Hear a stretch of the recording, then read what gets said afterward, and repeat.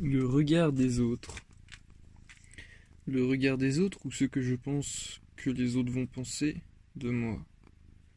Ou ce que je pense de moi.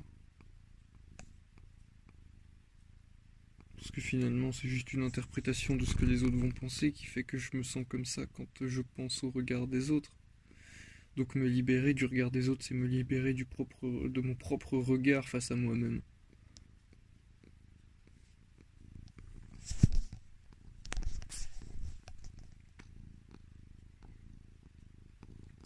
C'est fou ça d'observer ce truc à l'intérieur de soi qui travaille contre soi.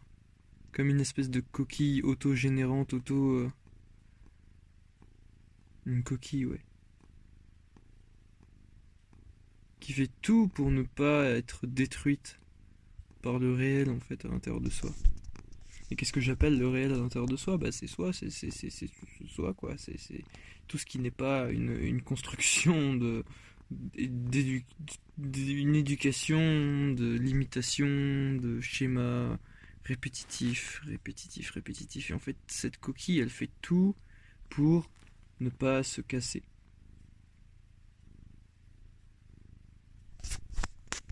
Du coup, forcément, cette coquille, si elle fait tout pour ne pas se casser, bah il y a tout un tas de mécaniques qui vont se mettre en marche, qui restent inconscientes quand on les voit pas,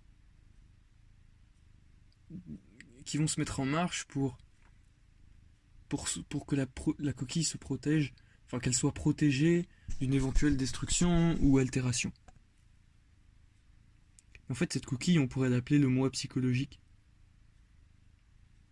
C'est toute la personnalité, voire les personnalités auxquelles on adhère, qu'on croit être, au travers de ce que le monde nous renvoie de nous, donc finalement ce qu'on renvoie au monde et qu'on observe, c'est comme un jeu de miroir. Et le miroir, il a surtout pas envie d'être brisé. Ou du moins l'image du miroir n'a pas envie d'être brisée. En fait, ces personnalités, elles viennent d'où? C'est, elles viennent de plein de choses qui ont été nommées précédemment, qui sont l'éducation, et au sens large, que ce soit familial, sociétal, scolaire, euh, et du coup, ce qu'on a pu vivre nous-mêmes face à ça, et donc les réactions qu'on a eues face à ça, qui font que ça construit quelque chose en fait, ça fait euh, un amas qui mécaniquement en fait va agir de lui-même, euh, parce qu'il sera nourri tout le temps. Et ça forme voilà cette espèce de petite coquille. Du coup, finalement, cette coquille, c'est que de la mémoire, c'est que du passé, c'est que une constriction, un amas de choses.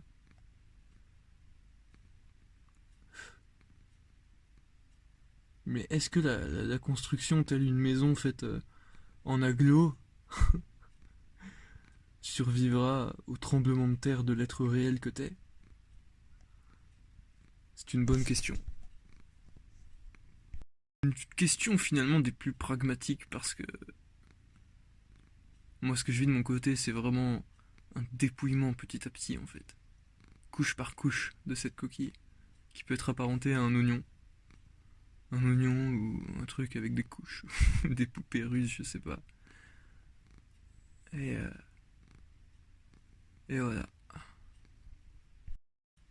Et d'une autre manière, c'est comme si on nourrissait constamment cette coquille pour surtout pas arriver dans quelque chose d'inconnu et de vide.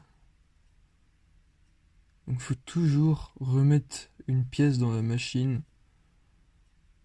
Et ça se fait inconsciemment en fait, tout le temps, tout le temps, tout le temps, tout le temps, tout le temps.